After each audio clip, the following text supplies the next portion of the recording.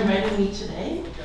I'm Julie-Lynn Zahavich. I work with the PEI Fish and Wildlife Division, and my main project is to coordinate the PEI Forested Landscape Priority Place for Species at Risk. And I forgot my laptop charger, so I'm on a bit of a gamble here. I'm hoping that this will last until the end of my presentation, so we'll see. So for this presentation, and I shouldn't have put so many little things in here, I hope to answer a few questions for you. So what is a priority place for species at risk? Why the PEI forested landscape? And why should we care about biodiversity and species at risk? And just a little bit of an update on what we've been up to since 2019 when this all got started. First, I'll just let you know that in 2018, the provincial, territorial, and federal governments all agreed that we've been doing species at risk conservation for a long time, and we maybe haven't been getting the results that we've been wanting. Historically, we've been working on single species at one time, and so they introduced the pan-Canadian approach to transforming species at risk conservation in Canada, and priority places were a part of that approach. And so it's taking more of a place-based, ecosystem-based approach rather than single species, and a more collaborative approach. I might just take this off, if that's okay. So priority places are areas of high biodiversity value. They are seen as distinct places with a common ecological theme, and they're identified based on significant biodiversity values, high concentrations of species at risk, and opportunities to advance conservation efforts. So there are 12 priority places across the country that have been identified by federal, provincial, territorial governments. There are 4 in the Atlantic region. So there's one in Newfoundland that was just established in July of this year, the Limestone Barrens. There's also the Southwest Nova Scotia, or Gaspoick, and the St. John River Valley, and the PEI Forested Landscape. So there's a little graphic here of the ones in the Atlantic region. This is an old one, so it doesn't have the Newfoundland one, but that's a new one that's underway. There's also a parallel program. It's called the Community Nominated Priority Place Program. And these are were identified through a funding application process. And so these are community groups that identified a place in their province that's very special and needed extra protection. So there are 18 community nominated priority places across the country. We do have one here in PEI. It covers 800 kilometers of coast, and it's run by Island Nature Trust with many partners. And it's called the Community Nominated Priority Place, but it's the coastal ecosystems of PEI. So the PEI Forested Landscape Priority Place, it's a thematic scope that covers all forests in PEI. And based on our 2020 forest inventory, that's about 43% of PEI. And so why did we choose the forested landscape? Well, PEI's forests have a rich biodiversity that have many plants and animal species that are at or near their northern or southern limits of their natural ranges. And PEI forests are home to 13 forest-associated species at risk that have been assessed by the Committee on the Status of Endangered Wildlife in Canada. And that's a committee of experts from across the country to get together and decide this species is, declining. We need to list it as either endangered, threatened, or special concern. And so we have 13 species. We have 6 birds, 4 lichens, 2 mammals, and 1 vascular plant. And I thought I'd just go through some of them, all of them today, just to give you an idea of who we're talking about. I'm just going to get these on the screen. So the first one is olive-sided flycatcher. This is an aerial insectivore, so they are feeding on insects as they're flying. They are probably one of our largest flycatchers, and they are often at the tops of trees. They prefer forest habitat that has very tall coniferous trees with lots of space in between trees. People think they often are associated with edges, and often you'll hear them before you see them. So I thought I would play their call to make this a little interactive. We'll see if this works. Their call sounds like quick fruit ear, which is very fun.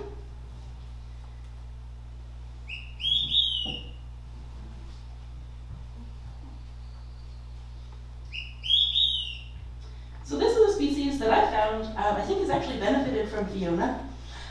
Because they do like big gaps, and so I've heard them in places that I've never heard them before in the last summer, which was kind of interesting. The next one is Canada warbler, which Ryan mentioned. They are really associated with forested wetlands, so you really are probably going to get your boots wet if you want to go into their habitat. Really swampy areas, very shrubby. They are shrub foragers, so they like to be in the shrub layer looking for insects. And they're very busy little birds. They're often flitting amongst the shrubs and singing on song perches as well. And I'll play their call for you. I'm playing their calls because when it is springtime and there's lots of leaves out, thanks, Monson, you're probably most often going to hear them and not see them at that time of year. So this is their song. So like really bubbling and warblery. So they are in forested wetlands. At eastern wood pewee, they're more of a deciduous forest bird, and they like deciduous forest that is mature and has a really open understory because they're also an aerial insectivore, and so they're a visual feeder. They don't want all that shrub in the way, so they can go and feed on insects on the wing. And I will play their call as well. If you're in the forest of PEI in the summer, you will likely hear it. They are a species at risk, as Ryan mentioned, but they are still quite widespread.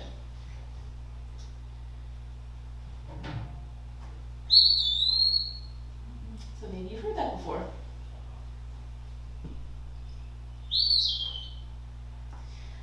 Okay, so I'm not going to play the other three species that are on here because they're actually not very common in Prince Edward Island. Common nighthawk is an aerial insectivore as well, so they're feeding on insects. They're nocturnal and crepuscular, which means they're more active at dawn and dusk. There's usually like one sighting a year in PEI, so you're probably not likely to see them. They like more open forest habitats or cut over areas or burned over areas. Rusty blackbird is a species of special concern. They're associated with forested wetlands as well. They do really well in beaver ponds. Again, not very common in PEI. I've never actually seen one in PEI. Evening grosbeak is a species of special concern as well. And they're actually an eruptive species, so you may not see them for about 10 years, and then all of a sudden you'll see them in great abundance. So these are our forest-associated bird species at risk. We have 4 lichen species at risk in PEI. Now, these are all species that do really well in humid forests, so wet forests with lots of canopy cover. And these, we only knew about one of these species before 2020, the wrinkled shingle lichen. But through surveys done by the Atlantic Canada Conservation Data Center, we found out that we had these other 3 species as well. And so they grow on trees, often in wet sites. The frosted glass whiskers down here is a stubble lichen. So this is a very zoomed in photo. It's very small. It's about the size of like your beard stubble, which is why it's called a stubble lichen. And it actually grows on the heartwood of red maples or deciduous trees in those wet forests. So when a tree cracks open or blows down, you may find it on that heartwood, the interior wood of the tree. So those are our lichens. And then we also have, of course, you've heard lots about bats. We have 2 species of bats that are endangered in PEI. The little brown bat and the northern myotis.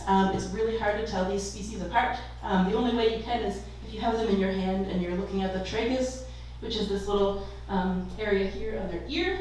So I can't really tell them apart, but if you have bats in your home or your barn, it's more likely to be a little brown bat.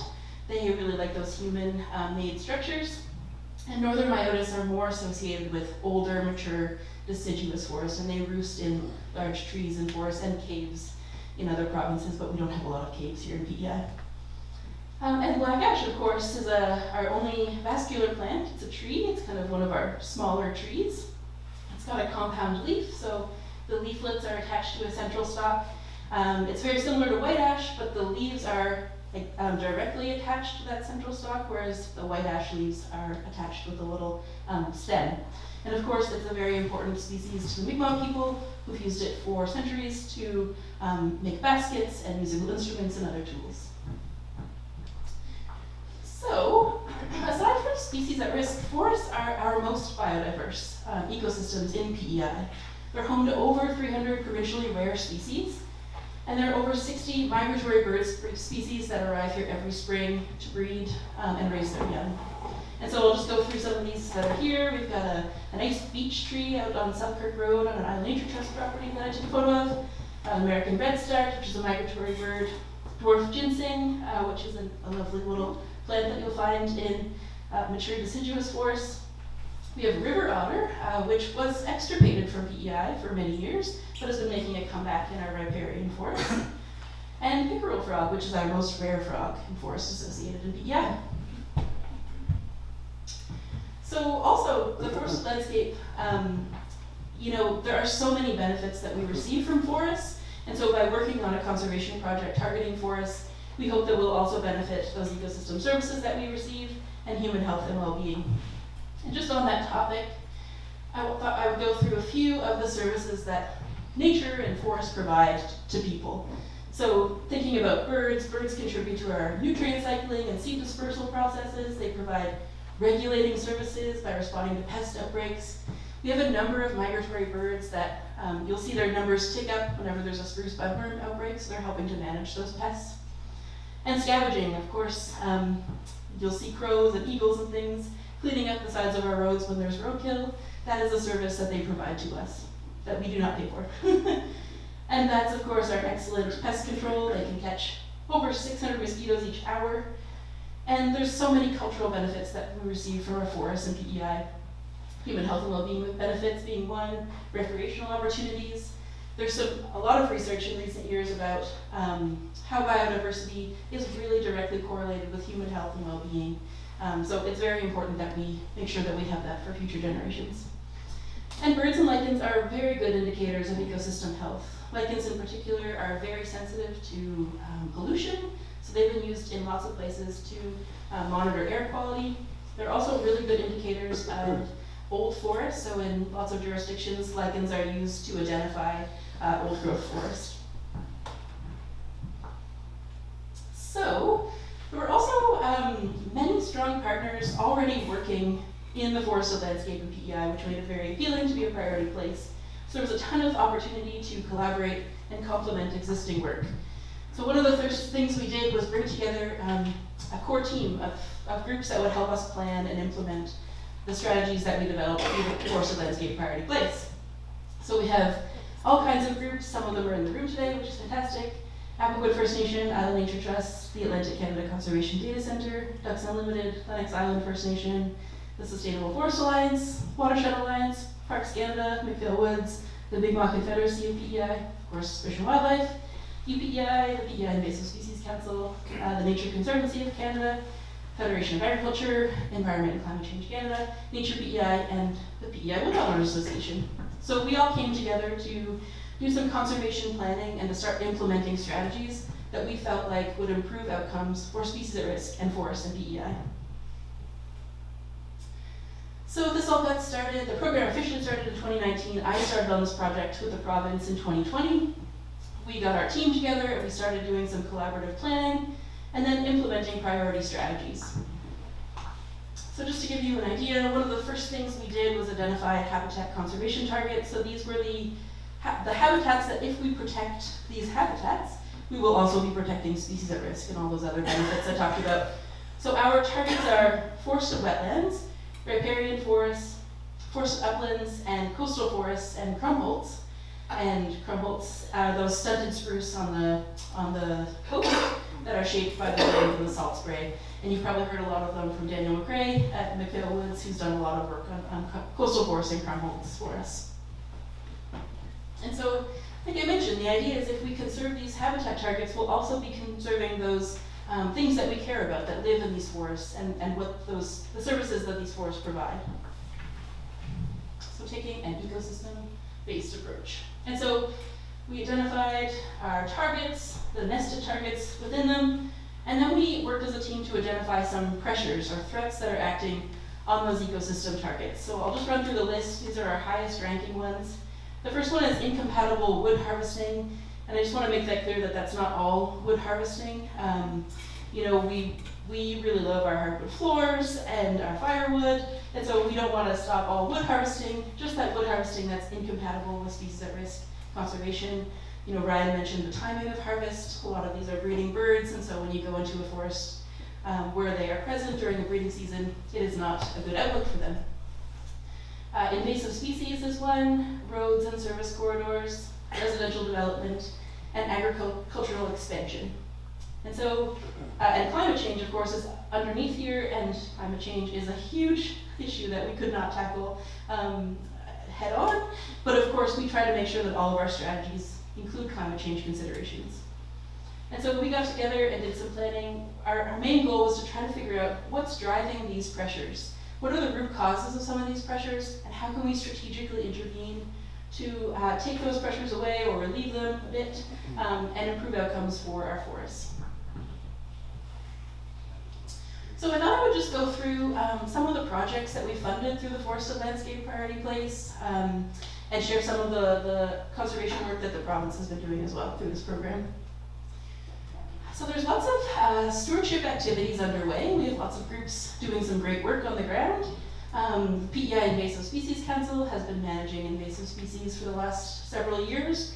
They've done a great job reaching out to watershed groups and supporting their work as well. So they're actively managing a number of sites for invasive species and restoring those sites afterwards.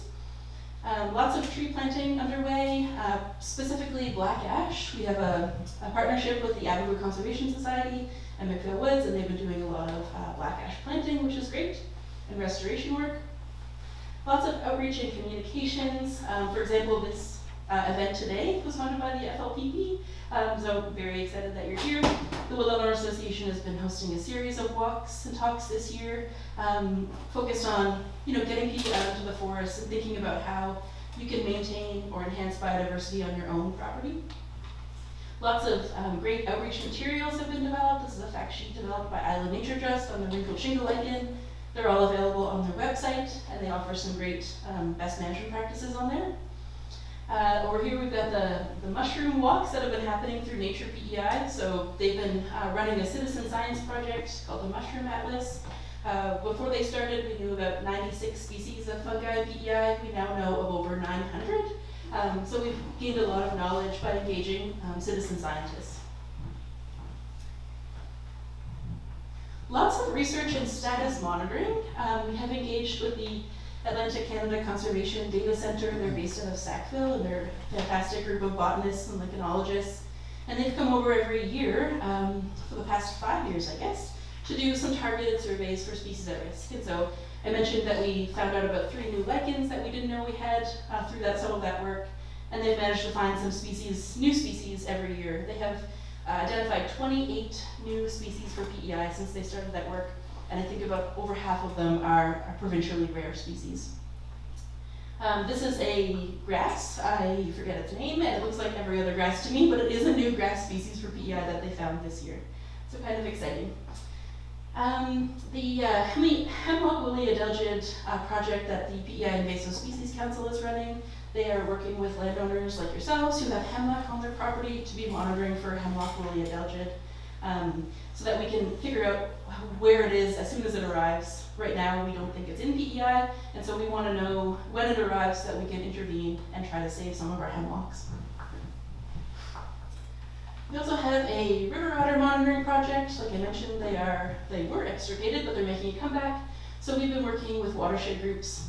We're actually working with the Watershed Alliance, who's coordinating a project with many watershed groups across PEI to install trail cameras and bait them so that we can figure out where river otters are in PEI, and then we can try to protect their habitat or work with landowners to make sure that that their habitat is not removed or altered. We've been working with St. Mary's University, Dr. Peter Bush, to develop some connectivity analysis in PEI. This is a map of pinch point areas in PEI. So pinch points are areas of habitat across the island that are very important for wildlife and gene flow across the island. So where you maybe have a forest that narrows and bottlenecks and goes to another habitat patch, that would be a pinch point area. If that area that connected those 2 habitat patches would be removed, it would have a greater impact on wildlife than, say, if you removed habitat from one of those patches. So those pinch points are quite important for wildlife movement across the island.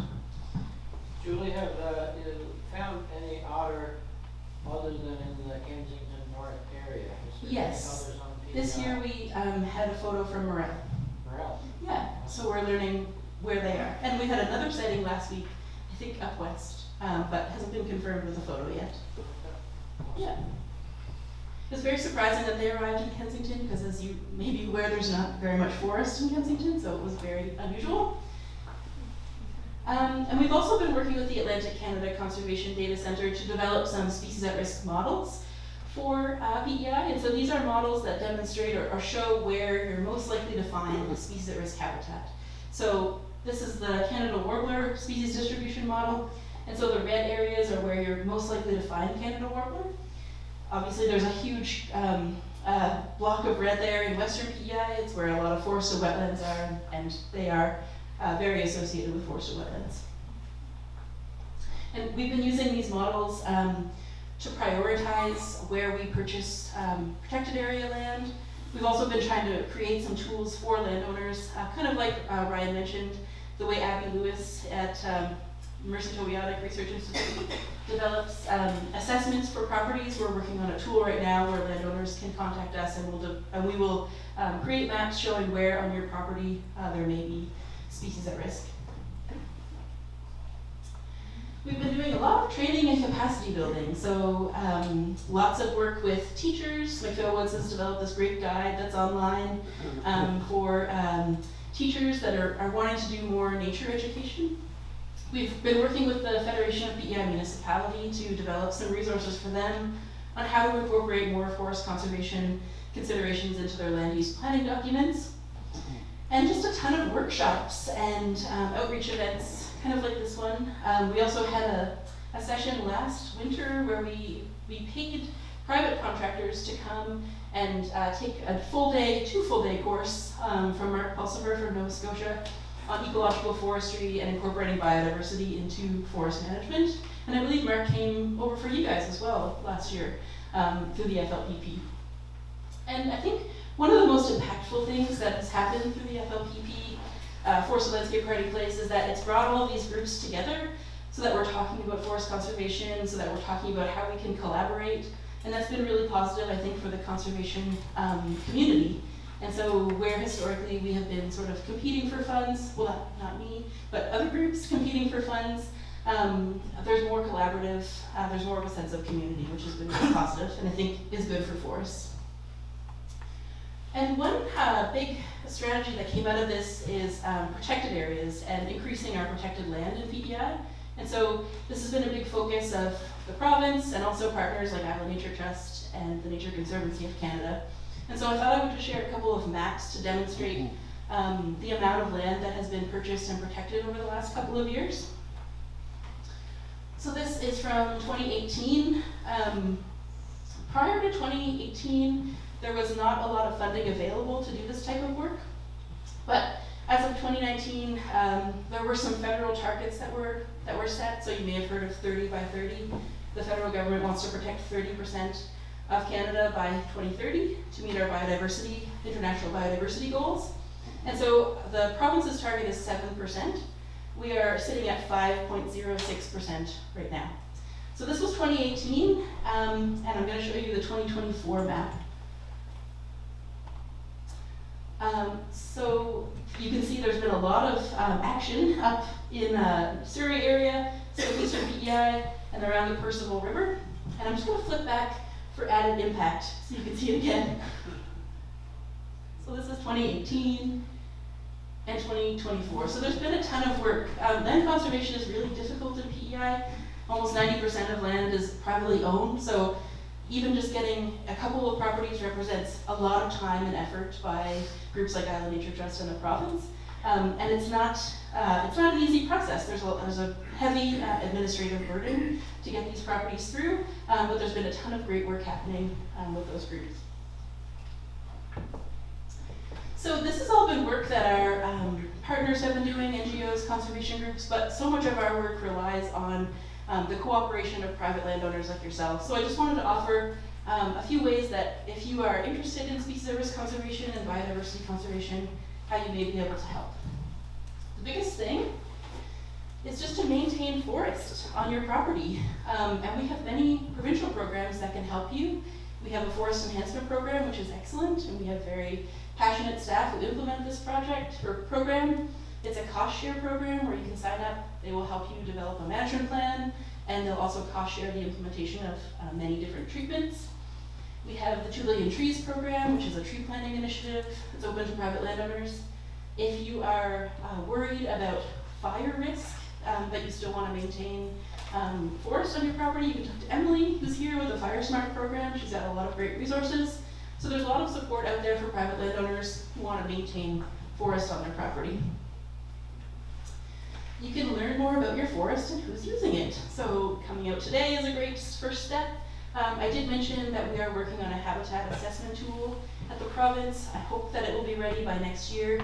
And that will be an opportunity for landowners to call Fish and Wildlife, and we can generate a report that shows you where you may have Canada warbler on your property, where you may have a pinch point in your forest, and we'll just give you some more information about your forest from an ecological perspective and inform some of your management decisions.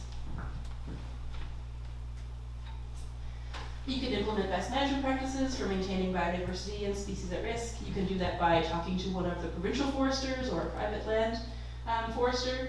You can also call Fish and Wildlife. We have quite a few resources on our website. If you Google forestry resources for forestry practitioners, we have a whole page that includes some resources from Nova Scotia as well. And if you're really interested in this stuff, you can consider formally protecting your land. You don't have to give up ownership rights to do that. And our legislation is actually quite flexible. We have agreements with people that have protected their land formally but are still able to take firewood off of their properties. They're still able to actively manage their forests. So there are a lot of options for landowners who are interested in conservation. And you can come out to events like this. You can become a volunteer for some of these conservation organizations. You can participate in the citizen science project. It can be as easy as taking a photo of a mushroom and adding it to iNaturalist. And that's really helping us know more about forests and PEI. And you can learn more about forests and species at risk and share your knowledge with others. So our next steps, this initiative is funded until March 2026. Fingers crossed that it keeps going, but that's when we have funding until. And that is very, of course, government dependent, so I don't know what the next few years will bring. Our core team will continue working together to refine our strategies and implement them. And we're always adapting, so as things change, we're trying to respond to the needs of the day. And so we do have a number of projects that are currently underway, including this one and lots of others. And you can find more information about the forested landscape priority place on our webpage. The actual address is not like a simple www.something, but if you Google PEI forested landscape priority place, this web page should come up. It's hosted by the government webpage, and there's a list of all the projects that we've supported over the years there. And I think that's all for me, but I'm happy to take any questions if there's time.